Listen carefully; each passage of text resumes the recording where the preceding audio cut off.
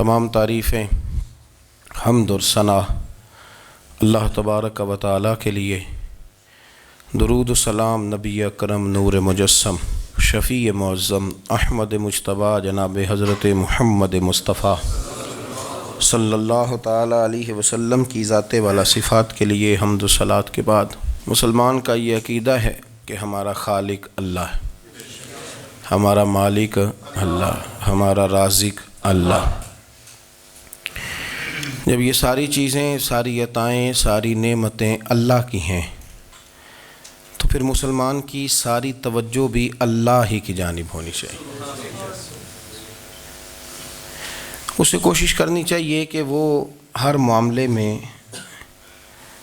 ہر مسئلے میں، ہر پریشانی میں اپنی توجہ اپنے رب کریم کی جانب مبذول رکھے۔ انسان جب اپنے علم پر بھروسہ کرنے لگتا ہے یا اپنی عقل پر بھروسہ کرنے لگتا ہے یا اپنے تعلقات پر بھروسہ کرنے لگتا ہے یا اپنی دولت پر، مال پر، صحت پر، تو ایک بہت بڑے دھوکے کا شکار ہو جاتا ہے۔ اور انسان جب انسانوں پر بھروسہ کرنے لگتا ہے تو پھر اللہ تعالیٰ اسے بعض اوقات انسانوں کے سپرد کر دیتا ہے، انسانوں کے سپرد۔ اور بہت سارے ایسے لوگ بھی ہوتے ہیں جو رب کریم کو بھولتے ہیں اور وہ اپنی ساری توجہ انسانوں کی طرف، دنیا کی طرف، دنیا داروں کی طرف کر لیتے ہیں، تو اللہ تعالیٰ فرماتا ہے پھر میں انہیں یہ سزا دیتا ہوں کہ وہ مجھے بھولنے نکلے تھے تو میں نے انہیں ان کا اپنا آپ بھی بھلا دیا، اپنا آپ بھی۔ سورہ حشر کو دیکھیے گا، فرمایا وَلَا تَكُونُوا كَالَّذِينَ نَسُوا اللَّهَ فَأَنسَاهُمْ أَنفُسَهُمْ۔ ان لوگوں کی طرح نہ ہو جانا جنہوں نے اللہ کو بھلا دیا تو اللہ نے پھر انہیں ان کا اپنا آپ بھی بھلا دیا، انہیں اپنی بھی ہوش نہیں رہی، وہ ایسے مسائل میں گھر گئے، وہ ایسی آزمائشوں میں الجھ گئے، وہ ایسی دنیا داری کے اندر الجھے کہ انہیں اپنا بھی پتہ نہ چلا۔ اب تو ڈھونڈتا پھرتا ہوں اے اقبال اپنے ہی آپ کو، اب تو ڈھونڈتا پھرتا ہوں اے اقبال اپنے آپ کو، آپ ہی گویا مسافر، آپ ہی منزل ہوں میں۔ جب انسان خدا فراموش ہوتا ہے تو خود فراموش ہو جاتا ہے۔ ہمارا بڑے زمانے سے تکیہ ہے، کبھی امریکہ پر، کبھی یورپ پر، کبھی برطانیہ پر، کبھی مالداروں پر، کبھی اسلحے والوں پر۔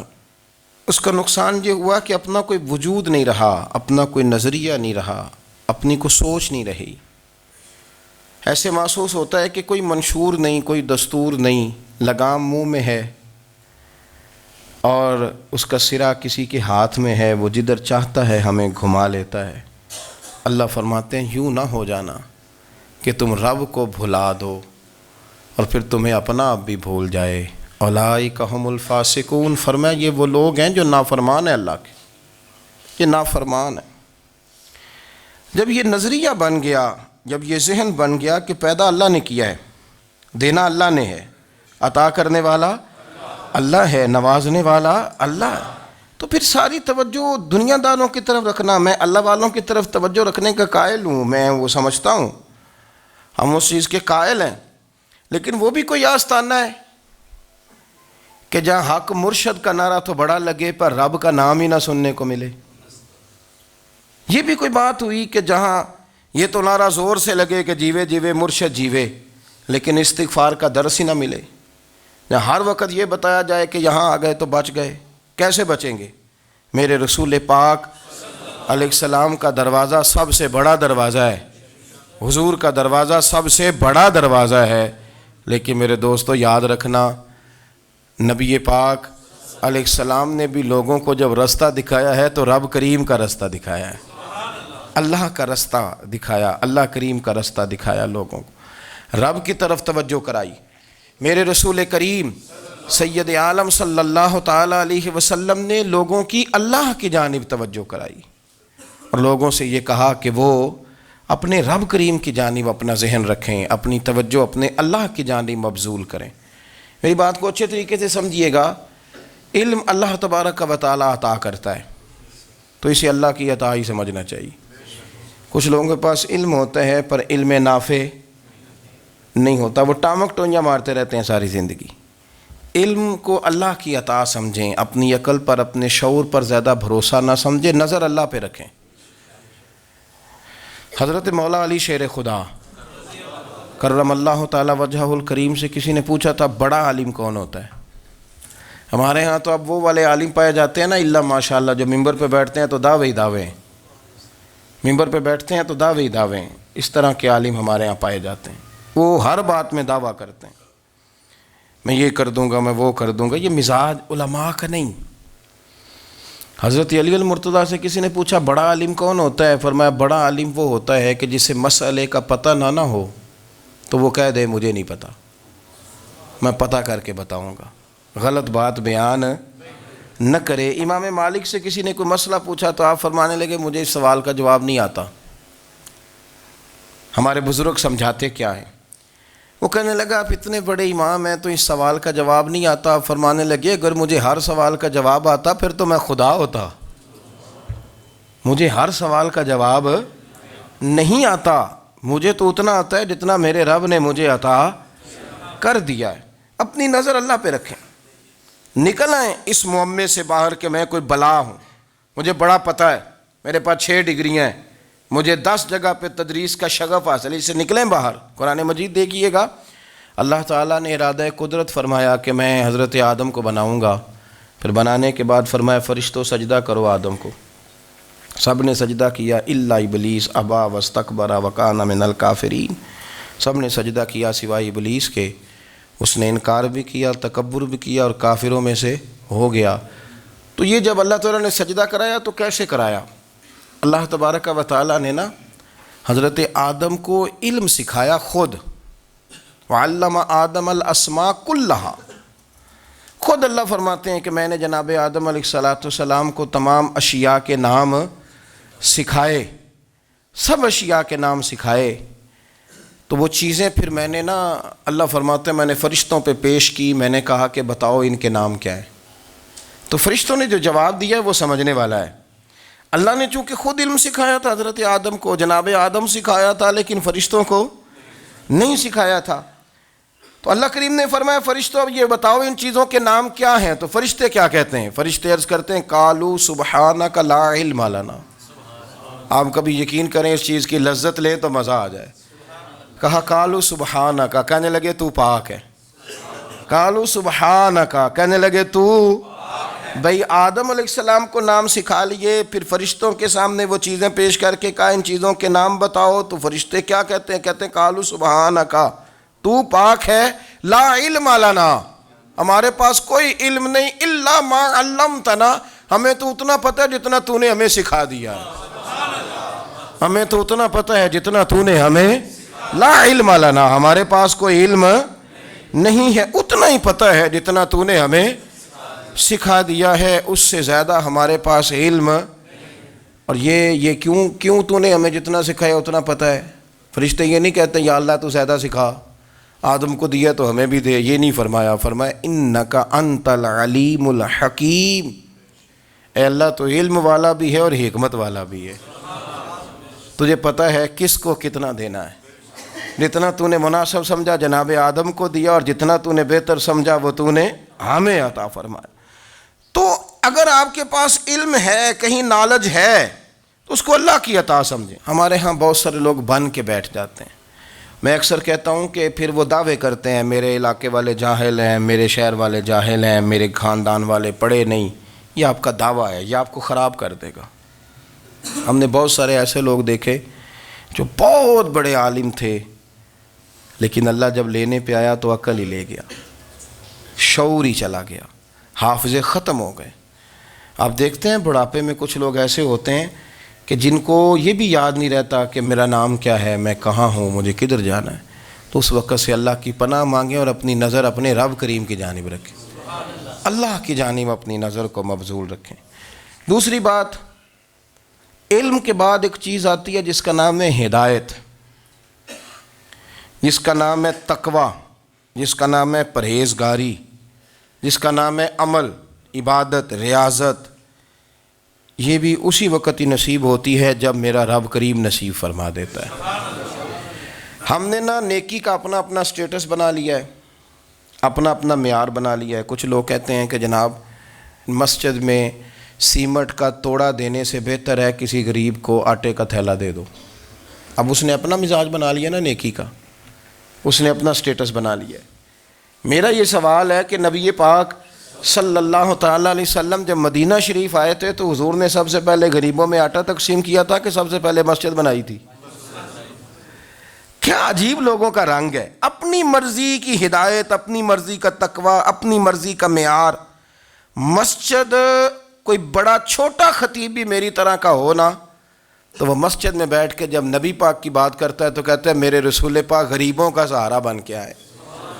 وہ غریبوں کی بات کرتا ہے، مسکینوں کی، لاچاروں کی، کمزوروں کی بات۔ تو مسجد ہی تو وہ ادارہ ہے جہاں سے غریبوں کی بات ہو رہی۔ تو اب لوگوں نے غریب کو اور مسجد کو لڑانا شروع کر دیا، اس کو لڑاؤ کہ مسجد میں پیسے دینے سے بہتر ہے آپ غریب کو آٹے کا تھیلا دے دیں۔ آپ یہ کیوں نہیں کہتے کہ مسجد میں بھی آپ توڑا دیں ایک سیمٹ کا اور ساتھ غریب کو بھی خدمت کریں؟ یہ کیوں نہیں تقویٰ؟ اپنی اپنی مرضی کا مزاج، اپنی اپنی۔ کچھ لوگ کہتے ہیں چھوڑو جی، ساری زندگی انسان نماز پڑھتا رہے اور پھر گالیاں بھی دیتا رہے، بندہ داڑھی بھی رکھ لے اور جھوٹ بولنا بھی نہ چھوڑے۔ تو یہ آپ نے اپنے پاس سے تقوی کا معیار بنایا ہے۔ گالی دینے کا گناہ ہے اور داڑھی رکھنے کا ثواب ہے۔ تو اگر آپ داڑھی رکھے ہوئے ہیں اور آپ کوئی غلطی کر رہے ہیں تو اس سے آپ کی داڑھی کا ثواب ختم، اللہ کرے آپ کو سمجھ آئے میری بات کی۔ آپ کوئی غلطی کر رہے ہیں، داڑھی کا ثواب اس سے ختم، وہ اپنی جگہ پہ قائم ہے چیز۔ اپنی مرضی کا کیوں تقوی کا معیار بناتے ہیں؟ تقوی کا مزاج اپنی مرضی کا نہ بناؤ، اللہ کی بارگاہ سے دعا مانگو کہ یا اللہ ہمیں ہدایت کا نور عطا فرما، اللہ تو ہمیں رستہ دکھا، تو بتا کہ ہدایت کیا ہے۔ تو رب فرماتا ہے اللہ ولی الذین آمنوا، اللہ مومنوں کا مددگار ہے، یخرجہم من الظلمات الی النور، وہ انہیں اندھیروں سے نکالتا ہے اور نور کی طرف روشنی عطا فرماتا ہے۔ اندھیروں سے نور کی طرف اللہ لاتا ہے۔ اللہ ولی، اللہ مومنوں کا ولی ہے، وہ انہیں اندھیروں سے نور کی طرف نکالتا ہے۔ ہدایت ہمیشہ اللہ کی طرف سے سمجھے۔ جب وہ نماز کی توفیق دیتا ہے تو اپنے فضل سے دیتا ہے، جب وہ ذکر کی توفیق دیتا ہے تو اپنے فضل سے۔ ہم سمجھتے ہیں ہو جی فلانا نہیں پڑھ رہا بڑا بیوقوف ہے، فلانا نہیں پڑھ رہا، تو تم کیا اپنی عقل کے زور پہ پڑھ رہا ہے؟ میں جی اللہ کے فضل سے 2 سپارے پڑھتا ہوں، تو کس پہ احسان کرتے تو 2 سپارے پڑھ کے رویا کر۔ کہا اگر مالک تو بڑا قریب نہیں؟ بڑے لوگ ہیں جن کو پورا قرآن حفظ ہے پر انہیں پڑھنے کی توفیق نہیں، تو انہیں فضل کیا اور مجھے توفیق دے دی ہے پڑھنے کی۔ رویا کر، پڑھ کے رویا کر، راتی ساری کر کر زاری، او نیند اکھاں تھی توندے تے فجرے اوہی گناہگار کہاون سب تو نیوے ہوندے۔ مہربانی کریں، ڈریں، نیکی کریں تو پھر ڈریں، پھر احساس پیدا کریں، پھر اپنے اندر وہ کمزوری لائیں، کہیں توبہ توبہ مجھے تو پتہ ہی نہیں، تو جانتا ہی نہیں۔ حضرت سیدنا امام اعظم ابو حنیفہ رحمۃ اللہ تعالیٰ علیہ کے ساتھ ایک شخص کہتا میں نے نماز پڑھی، تو عشاء کی نماز تھی۔ یہ جو لوگ بڑے ہوتے ہیں نا، جن کے پیار کرنے والے بڑے ہوتے ہیں، ان کے گرد خوف بھی بڑا ہی ہوتا ہے، انہیں بڑا ڈر لگتا ہے، بڑی بعض اوقات آزمائش ہوتی ہے ان کے لیے۔ عشاء کی نماز کہتے پڑھی تو امام صاحب نے نا عشاء کی نماز میں تلاوت کی آیتیں فَمَن يَعْمَلْ مِثْقَالَ ذَرَّةٍ خَيْرًا يَرَهُ وَمَن يَعْمَلْ مِثْقَالَ ذَرَّةٍ شَرًّا يَرَهُ، فرمایا جو ذرہ برابر خیر کرے گا وہ بھی قیامت میں دیکھے گا، اور جو ذرہ برابر شر کرے گا وہ بھی قیامت میں اس شر کو دیکھے گا، اس کے سامنے آئے گا۔ تو وہ شخص کہتا ہے کہ سارے لوگ نماز پڑھ کے چلے گئے تو امام صاحب رحمۃ اللہ علیہ نے اپنی داڑھی پکڑی، رو رہے ہیں، کہتے ہیں وہ ذرہ برابر نیکی کا بدلہ دینے والے، وہ ذرہ برابر شر پہ سزا دینے والے میری سفید داڑھی کو دیکھ، مالک میرے ذرے ذرے سامنے نہ لانا، لوگ تو میری بڑی قدر کرتے ہیں دنیا، میں تو بڑا پہچانا جاتا ہوں، لوگ تو میری راہوں میں پھول لیے کھڑے ہوتے ہیں، مجھے بڑا نوازتے ہیں، قیامت میں رسوا نہ کر دینا، میرے لیے مشکل ہو جائے گی۔ وہ کہتے ہیں میں نے امام صاحب کا درد دیکھا، مجھے کوئی کام تھا تو میں چلا گیا، میں نے کہا کہ وہ اس وقت اللہ کے حضور حاضر ہیں تو میں دوبارہ آؤں گا۔ کہتے ہیں میں تہجد کا وقت آیا تو امام صاحب وہیں بیٹھے تھے، اور ان کی داڑھی آنسوؤں سے بھری ہوئی تھی اور زور سے داڑھی پکڑی ہوئی، کہنے لگے مالک رسوا نہ کر دیں، قیامت میں رسوا نہ کر دیں۔ یار جو ہدایت یافتہ لوگ تھے وہ تو ڈرے ہوئے تھے، وہ تو سہمے ہوئے تھے، وہ تو کہتے تھے یہ اس کا فضل نہیں، اس نے بلا لیا ہے، یہ اس کا کرم نہیں۔ حضرت باعزید بستامی کسی کافر کو دیکھتے تو رو پڑتے، کہتے مالک تو کتنا قریب ہے، یہ بے ایمان رہ گیا، تو نے اپنے فضل سے مجھے اپنے نبی کا غلام بنا لیا۔ وہ رو پڑتے۔ یہاں تو لوگوں کا دعویٰ ہی بڑا ہے، نمازی اللہ خیر فرمائے وہ تو دوسروں کو گھورتا ہے، وہ کہتا ہے جنت کا میں مالک ہوں، کنجیاں میرے پاس ہیں، میں کسی اور کو گھسنے نہیں دوں گا۔ اور اگر 2-3 حج کر لے تو پھر تو وہ کہتا ہے کہ اب میرے سے پوچھ کے لوگ جنت میں جائیں گے معاذ اللہ۔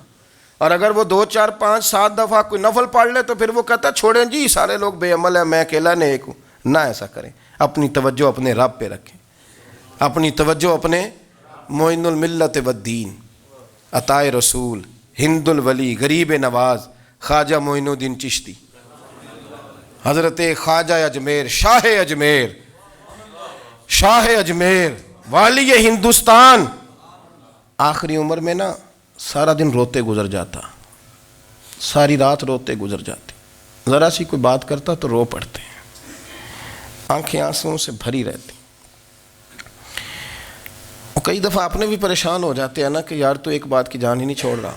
تو خواجہ قطب الدین صاحب بختیار کاکی سے لوگوں نے کہا کہ آپ مرشد سے بات کریں، اتنا بھی تو نہیں نہ رونا چاہیے، ہر وقت اس کے آنسو کی کریے، عاشق دا کام ہی رونا تونا، تے بھی نہ رویو نہیں منظوری، یہ عاشق سدا ہی روندا رہندا ہے، پاویں وصل ہوئے تے پاویں دوری، ہر وقت رونے کا کیا مطلب ہے؟ تو خواجہ قطب صاحب کہتے ہیں میں قریب گیا تو میں نے پیر دبائے، میں نے کہا سونیا لوگ تو کچھ بھی نہیں کرتے، تو نے تو کمال کر دیا، 90 لاکھ آدمی مسلمان کر دیا، دنیا کچھ نہیں کرتی، تو نے 50 سال ساری رات مصلے پہ بیٹھ کے رب راضی کیا، تو شہزادہ تھا، حضور کی اولاد تھا، لیکن معین الدین تیرا ایک پلاٹ بھی نہیں، تو نے طالب علم پالے، انہیں غریبوں کو دیا، تو نے نوازا، کوئی شے نہیں تیرے پاس، ہر چیز تو نے، ساری رات روتے ہو، سارا دن روتے ہو۔ تو خواجہ قطب الدین صاحب کہتے ہیں میں نے جب عرض کیا تو خواجہ صاحب مجھے گلے لگا لیا، چیخ مار کے روئے، کہنے لگے قطب الدین پتر داڑھی سفید ہو گئی، جانے کا وقت آ گیا، جو تو نے نیکیاں گنوائی ہیں وہ ہیں صحیح میرے پاس، پر یار کی بارگاہ میں پیش کرنے کے قابل ایک بھی نہیں، ایک بھی نہیں۔ تو بارگاہ تو دیکھ کتنی بڑی ہے، رسول کریم کی بارگاہ میں پیش کرنے کے قابل ان میں سے ایک بھی نہیں، تو آستانہ دیکھ کتنا بڑا ہے، کیا پیش کروں گا، کیا عرض کروں گا حضور کی بارگاہ میں، کس طرح؟ وہ یار جو بڑے تھے وہ تو ڈرے ہوئے تھے، سہمے ہوئے تھے، وہ تو بڑی آزمائش میں تھے، لیکن میرا اور آپ کا رٹا 2 نمازیں پڑھ کے 6 نمازوں کا دعویٰ کرنا اور لمبی چوڑی کہانیاں بنانا اور اپنے منہ سے اپنی تعریفیں کرنا، اس سے تھوڑا باہر آئیں۔ رزق بھی میرا اللہ ہی دیتا ہے، علم بھی اللہ دیتا ہے، رزق بھی۔ بڑے بڑے فقیروں کو مالدار ہوتے دیکھا، بڑے بڑے مالداروں کو فقیر ہوتے دیکھا، بڑے بڑے، میرے ایک بڑا سخی قسم کا سجن ہے، بڑا پیارا ہے، میں اسے سخی مانتا ہوں، میں نے اپنی پریشانیوں کے دنوں میں بھی اس شخص کو سخی دیکھا۔ ایک دن رات کو مجھے ٹیلی فون کر کے کہنے لگا کدھر ہو؟ میں نے کہا میں گھر ہوں۔ نہیں اکثر سفر میں ہوتے ہو نا؟ اور میں نے کہا طبیعت کیسی ہے؟ ٹھیک ہے، بس حال چال پوچھنا تھا۔ میں نے سمجھائی، میں نے کہا یار یہ کوئی مسئلہ ہے، ورنہ رات کے 2 بجے کوئی حال پوچھنے کو فون تو نہیں نہ کرتا، کوئی مطلب ایسا تو مسئلہ نہیں نا؟ تو میں نے بیک کال کی، میں نے کہا یار میری بات سن، مسئلہ کیا؟ کہ نہیں کچھ نہیں دل کر رہا تھا۔ میں نے کہا میری گل سن، رہے ہیں اسی 4-5 سال کٹھے، میں تین جاننا، اصل بات کر۔ کہنے لگا مکان بھی بڑا ہے، سارا کچھ ٹھیک ہے، پر وہ بڑا ہی بے نیاز ہے، کچھ حالات اس قسم کے آ گئے ہیں کہ لوگوں کو بتاؤں بھی تو لوگ ماننے کو تیار نہیں، زیادہ نہیں، مجھے نا تھوڑے سے پیسوں کی ضرورت ہے، کوئی 15-20 ہزار اگر مل جائیں، میری ضرورت۔ آپ یقین کریں میں روتا رہا ساری رات۔ میں نے کہا مہربانہ تیرا کس طرح کرانگ، اس سے لے کے زمانہ استعمال کرتا تھا، پر بے پرواہی ویخ نہ سجڑ دی، جتھے کسے دی پیش نہ جاوے، انہیں تاجاں والے در در رولے تے منگتے ہیں تخت بٹھاوے۔ سجنا کسے نو کارا مل دئی، کوئی کعبے خالی آوے. واللہ خیر الرازقین. وہ کہتے تو دائیں بائیں نہ جا، رزق تو تجھے میں دوں گا، میں ہوں بہتر رزق دینے والا. بڑے بڑے بادشاہ، بڑے بڑے شہنشاہ، بڑے بڑے لوگ، ہاتھوں میں کاسے، فقیریاں. ام ربیعہ کہا کرتی تھیں، بڑی نیک اور صالح خاتون تھیں. وہ کہتی ہیں کہ میں نا بڑے امیر آدمی کی بیوی تھی، اپنے شوہر کے ساتھ چھت پہ بیٹھی تھی تو نیچے فقیر مانگنے والا آیا. اس نے بڑے درد سے صدا کی تو میں نے اپنے شوہر سے کہا کچھ دے دیں. کہا دفع کر، ان لوگوں نے دھندا بنایا ہوا ہے. کہتی میں میکے سے بھی بڑا مال لے کے آئی تھی، میرے ماں باپ بڑے امیر تھے تو میں نے نا چوری اپنے خامہ سے نظر بچا کے باتھ روم جانے کے بہانے گئی اور نیچے جا کے 5 دینار میں نے اس فقیر کی ہتھیلی پہ رکھے. کہتے اس نے 5 دینار دیکھے، پھر میری طرف دیکھا تو میں نے اس کی آنکھوں میں آنسو چمکتے دیکھے. کہنے لگے بی بی رب تیرا بھلا کرے، میں 3 دنوں کا بھوکا ہوں. کہ وہ چلا گیا. میں گھر آ گئی، جب باہر آئی تو میرا شوہر کہنے لگا تو اتنی اب اتنی تو تیز ہو گئی ہے اور تو اتنی خود مختار ہو گئی ہے، میرے بغیر پوچھے مال خرچ کرے گی، جا تجھے 3 طلاقیں. کہتی میں بالدار اور وزادار باپ کی بیٹی تھی، طلاق لے کے گھر آئی تو میرا باپ ٹوٹ گیا، چارپائی پہ چلا گیا. اوہو یہ کیا بن گیا. کہتی بڑی تکلیف رہی. 1-2 سال کے بعد میرے ابا نے میری شادی کر دی. اب جس شوہر کے پاس گئی وہ بڑا نیک تھا، پرہیزگار تھا، اللہ نے بہترین صلہ دیا. کہتی چھت پہ بیٹھی تھی، دروازے پہ فقیر آیا تو میں نے شوہر سے کہا کچھ دے دوں. کہنے لگا 5 نہ دینا، 15 دینا، 20 دینا، میں فقیر ہوں، میں نے فقر سے دولت دیکھی ہے، اسے خالی نہ لوٹانا. کہتی ہے کہ میں نیچے گئی اور جب میں نے اس کی طرف دینار بڑھائے تو میری چیخ نکلی، پیسے پھینک کے میں بے ہوش ہو کے گری. میرا شوہر نے آ کے اٹھایا، اندر لے گیا، پانی منہ پہ چھڑکا. کہنے لگا تجھے کیا ہوا. کہنے لگی یہ جو مانگنے آیا یہ میرا پہلا شوہر تھا، وہی تھا جو کہتا تھا کہ تو 5 دینار دے آئیے، جا تجھے 3 طلاقیں. پڑھو نا حدیث پاک. میرے نبی پاک علیہ السلام نے فرمایا ایک بندہ گنجا تھا. گنجا، کوئی ترتیب آگے پیچھے ہو جائے تو مفہوم کے لحاظ سے، لیکن میں مفہوم اس کا واضح کرتا ہوں. ایک گنجا تھا، کوئی شے نہیں تھی، سر پہ بال بھی نہیں تھے، رویا کرتا تھا. اللہ تعالیٰ نے فرشتے کو بھیجا، تجھے کیا چاہیے. تو کہنے لگا بال آ جائیں اور تھوڑا مال آ جائے. فرشتے نے ہاتھ پھیرا تو بال بھی آ گئے تو بکریاں بھی آ گئیں، لائنیں لگ گئیں، مال ہی مال ہو گئے. دوسرے کے پاس گیا، وہ کوڑا تھا. اس کو جا کے کہا کیا چاہیے. کہنے لگا شفا ہو جائے اور کچھ اللہ تعالیٰ آسانی کر دے. شفا بھی ہو گئی، گائیں بھی دے دی، بھینسیں بھی دے دی، مال ہی مال ہو گئے. پھر ایک کے پاس گیا، وہ اندھا تھا. تجھے کیا چاہیے. اس نے کہا آنکھیں مل جائیں اور کچھ ساتھ اللہ مال دے دے. اونٹ ہی اونٹ ہو گئے. جب بڑا نواز دیا تو پھر مالک نے امتحان لینے کا ارادہ کیا. یاری تیری سونا ہے پر آزمائشاں بھی تیریاں اگ. آزمائشاں تیریاں، صحیح کہہ رہا ہوں، آزمائشاں تیریاں. یاری تیری سونا ہے پر آزمائشاں تیریاں. اے سونا پرکھیا جاوندائی پہلو نہ لگاں دے لگ. اللہ نے فرمایا آزمائش کرو. سب سے پہلے گنجے کے پاس آئے، اسے کہا اللہ کے رستے میں کچھ دیکھا نہیں لگا، میرے خرچے ہی بڑے. دیکھو تو صحیح کتنی مشکل میں وقت گزارتا ہوں، حال ہی کوئی نہیں. تو اس نے کہا میں نے تو سنا ہے تو گنجا اور بھوکا ننگا تھا. کہنے لگا میں تو جدی پشتی رئیس اعظم ہوں، تجھے کس پاگل نے کہا ہے بھاگ جا. اس نے کہا اچھا جیسے تو تھا ویسے ہی ہو جائے. کھیت کھلیان اجڑ گئے، پھر سے گنجا ہو گیا. حضور علیہ السلام فرمانے لگے. پھر وہ اس کے پاس گیا جو کوڑا تھا، اسے کہا کچھ دے. کہنے لگا خرچے ہی بڑے. اب پوچھ لیں کسی امیر آدمی سے، کہے گا چکی کے نیچے ہاتھ ہے میرا، میرے سے زیادہ تو اب پریشان بندہ ہی کوئی نہیں. کیا بتاؤں آپ کو، اتنا ٹیکس ہے، اتنا جرمانہ ہے، فلانی شے، بڑا کچھ گنواتے ہیں لوگ. اس نے کہا میں نے تو سنا تو پہلے کوڑا تھا. اس نے کہا جا دوڑ جا، میں تو رئیس اعظم ہوں، دادا بھی پردادا بھی اور ساری نسل ہی. اس نے کہا اچھا جیسے تو تھا ویسے ہی ہو جائے. پھر وہ گیا اندھے کے پاس اور جا کے کہا اللہ کے نام پہ کچھ دے. تو کہنے لگا رب کے نام پہ؟ یہ کھڑے ہیں اونٹ، جتنے تیرے دل کرے لے جا. اس نے کہا کیا معنی اس بات کا. کہنے لگا یار تجھے کیا بتاؤں، میں تو اندھا تھا، میں نے تو کبھی دنیا دیکھی نہیں تھی. پھر اس کریم نے فضل کیا تو مجھے بڑا کچھ دکھایا. میں کیا بتاؤں، میرا دل کر رہا ہے کہہ دوں کہ پھر اس نے کعبہ دکھایا، پھر اس نے روضہ رسول دکھایا، پھر اس نے ریاض الجنہ کے سجدے دکھائے، پھر اس نے اپنے محبوب کے دروازے کی رونقیں دکھائیں، اس نے بڑا کچھ دیا، اس نے بڑا نوازا۔ میرے پاس تو شاید میں بدکار پرانا خادم، کسے در ملی نہ ٹوئی، اے واصف یار نے نظر جو کی تھی، پھر واصف ہی ہوئی۔ یہ تو اس کا کرم ہوا۔ تو یہ وہ کہنے لگا تو اللہ کے نام پہ جان مانگ، میں وہ بھی دینے کو تیار۔ میرے پاس تو شے کوئی نہیں تھی، مجھے تو اپنا پتہ ہے، میں تو کوئی شے نہیں تھا، کچھ نہیں تھا میرے پاس۔ یہ تو ان کا کرم ہے کہ رخ ان کا ادھر ہے، اور مختصر سی میری کہانی ہے، یہ جو بھی ہے ان کی مہربانی ہے۔ تو وہ کہنے لگا میں بھی کچھ لینے نہیں آیا تھا، تیری آزمائش ہی کرنے آیا تھا، تیری عزتیں بھی سلامت رہیں گی، تیرا مال بھی سلامت رہے گا، تیری شفا بھی۔ اپنی زندگی میں کبھی بھی اللہ کی بارگاہ سے توجہ ادھر ادھر نہ کریں، چھوڑیں لوگ کیا کر رہے ہیں، دنیا کیا کہہ رہی، کبھی بھی اپنی توجہ دائیں۔ ہمارا یہ مسئلہ بن گیا کہ ہماری سیاست ہے، ہماری دنیا داری ہے، ہم بندوں کو راضی کرنا چاہتے ہیں، ہم دیکھتے ہیں کون کس طرح، اور آپ یقین کریں آپ تھک جائیں گے، بندے راضی نہیں ہوں گے، وہ نہیں راضی ہوتے۔ آپ ان کو منا کے لائیں گے تو ادھر والے نکل جائیں گے، ادھر کو منائیں گے تو ادھر والے نکل جائیں گے۔